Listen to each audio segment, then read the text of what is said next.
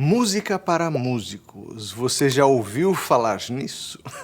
Eu lembro, inclusive, em momentos de estudando música na universidade, essa expressão de vez em quando aparecia, se referindo a um tipo de música que agradava aos músicos, mas não necessariamente agradava uma plateia de não músicos. Mas o que define esse tipo de música? Que tipo de música é esse?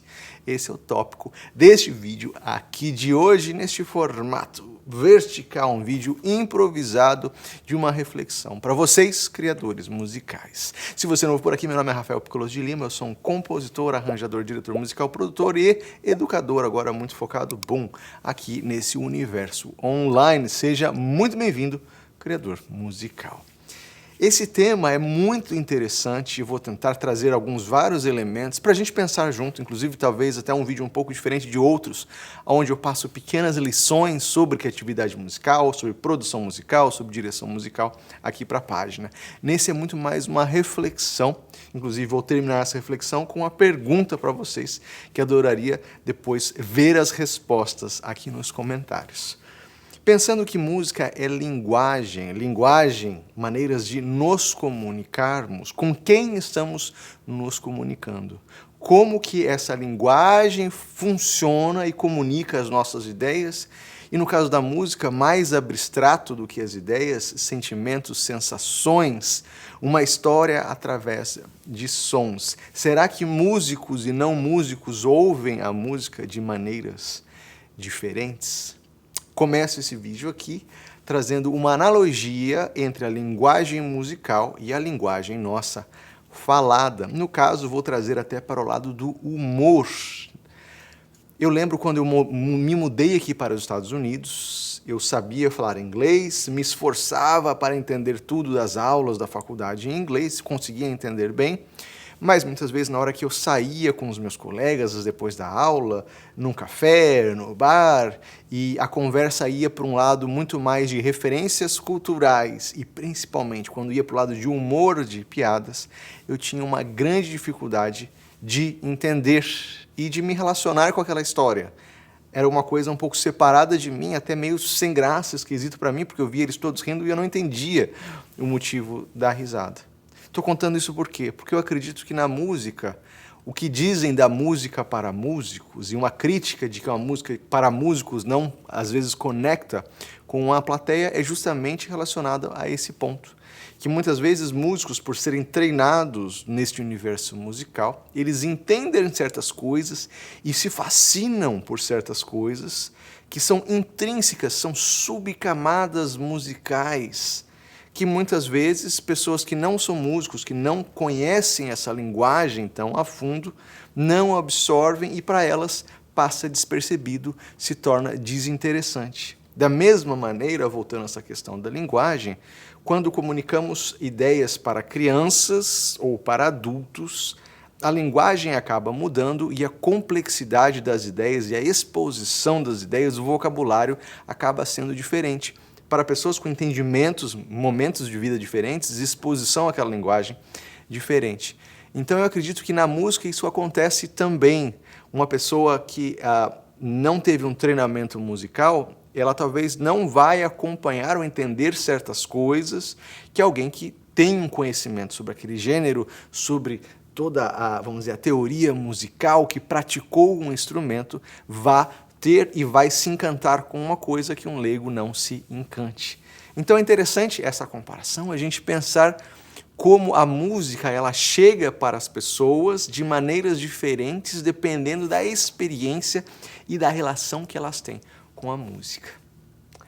A partir daqui, gostaria de trazer cenários e públicos diferentes, porque aqui estamos falando sobre a relação da nossa música com o público e nós, enquanto criadores musicais, termos essa percepção de para quem nós estamos escrevendo. Já aproveito essa pergunta e pergunto para quem você está escrevendo, quem você quer agradar. E aqui eu vejo dois espectros desse agradar, um para dentro e outro para fora. Eu acho que talvez a maioria de nós músicos temos o para dentro primeiro, fazemos aquela música pela qual nós somos apaixonados, nós gostamos, nós nos encantamos. o motivo de talvez termos entrado no universo musical. Mas além disso, também fazemos a música para os outros. E quem são esses outros? São nossos professores, são nossos colegas, é o público que vai ouvir, consumir a nossa música, ir nas nossas apresentações. E eu acredito que cada um desses públicos tem uma visão, uma percepção, uma expectativa diferente, que é justamente o foco aqui deste vídeo de hoje. Obviamente é difícil a gente colocar público, categorizar e colocar eles em caixinhas, mas para o entendimento aqui desse vídeo eu acabei pensando 5 categorias divididas na realidade em 2 para a gente pensar sobre esses públicos. A primeira divisão é músicos e não músicos, mas depois dentro dos músicos e dos não músicos outras subdivisões. A primeira básica entre músicos e não músicos é a que eu já mencionei para vocês, esse entendimento da linguagem e a maneira de absorver a música. Músicos geralmente conseguem entender e apreciar mais música instrumental, sem a letra, sem as palavras, do que não músicos. Da mesma maneira, músicos gostam e muitas vezes apreciam músicas que são desacompanhadas de visuais. Você ia assistir um concerto e não temos fogos de artifício, não temos danças, não temos toda uma série de aparatos visuais para trazer os outros sentidos além da audição. Músicos muitas vezes se satisfazem com uma experiência puramente auditiva e muitas vezes simplesmente de sons sem palavras. Já um público de não músicos muitas vezes se identificam mais com o universo da canção, pela presença da palavra, um elemento para se conectar, e muitas vezes o lado visual acaba sendo muito importante. Então temos essa primeira divisão aqui. Mas dentro dessa divisão também pontuar que dentro do universo musical, músicos diferentes têm percepções diferentes e os leigos, dependendo da experiência deles, também têm percepções diferentes. Primeiro aqui do lado dos músicos, vou trazer 3 cenários, porque foi uma experiência que eu tive quando entrei na faculdade, de observar as reações de diferentes professores e colegas à música que eu gostava e que eu gostaria de fazer. E aqui eu trago 3 exemplos, assim, dentro dessas caixinhas simbólicas, para a gente pensar. O primeiro seria dos músicos eruditos, depois dos músicos ditos populares ou do universo de jazz, e depois um terceiro dos compositores. Eu coloco compositores aqui porque eles podem estar nas 2 áreas, mas eles têm características bem específicas. Lembro inclusive de conversando em aulas de composição com professores, com mestres. Vejo que no universo da música clássica aprecia-se muito mais a tradição justamente da música clássica.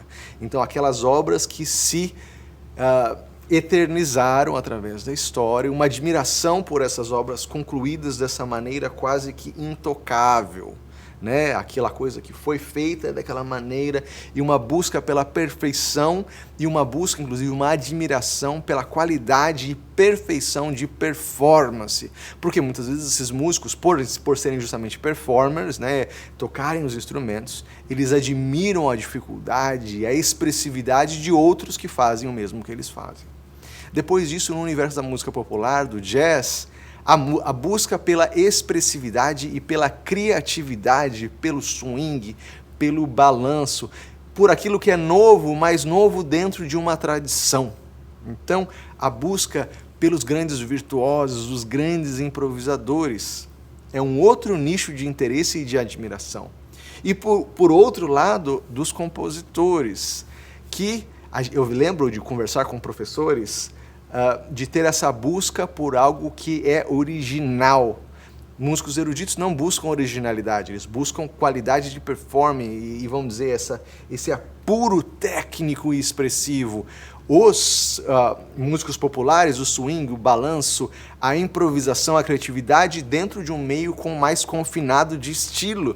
E já aqui os compositores, a busca de novas linguagens, daquilo que não foi feito, inclusive, para o lado de música erudita, inclusive, essa busca por algo que não foi inventado, tudo aquilo que já foi feito parece que não serve. Inclusive, vamos dizer, eu tive debates comigo mesmo de criação musical, principalmente durante a minha graduação no Brasil, na Unicamp, e ao ver e conversar com professores e verem aulas onde até mesmo a música erudita era, entre aspas, mal vista, porque essa música do passado não serve mais, né?